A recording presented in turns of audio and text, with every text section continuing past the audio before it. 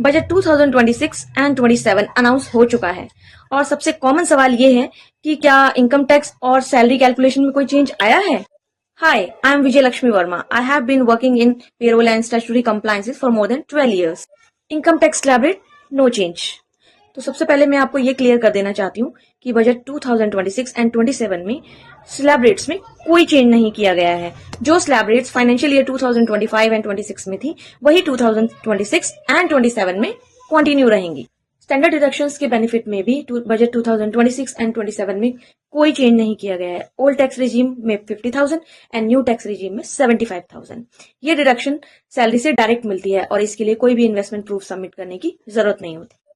87A के rebate में भी बजट के अकॉर्डिंग कोई चेंज नहीं किया गया है। As per old tax regime, income up to 5 lakhs, tax effectively zero, maximum rebate 12,500. As per new tax regime, income up to 7 lakhs, tax effectively zero, maximum rebate limited to tax payable.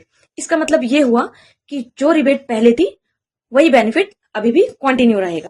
Budget 2026 and 27 में TDS provision को simpler and tax payer friendly बनाने पर focus किया गया है and TDS के कुछ rates को रैशनलाइज किया गया है ताकि अननेसेसरी एक्स्ट्रा टीडीएस डिडक्शन ना हो सके और कैश फ्लो बेटर रहे। ये एम्प्लॉयज एंड प्रोफेशनल्स के लिए एक पॉजिटिव कंप्लायंस रिलेटेड स्टेप है।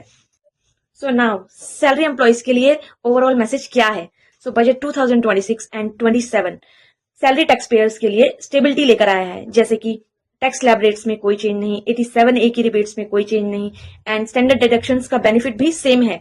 तो इसीलिए अब salary planning, tax declarations and pay slips की अंडरस्टैंडिंग इंपॉर्टेंट हो जाती है। अगर ये वीडियो आपके लिए यूजफुल है तो प्लीज लाइक करें, शेयर करें and payroll and employee benefit से रिलेटेड अपडेट्स जानने के लिए फॉलो करें।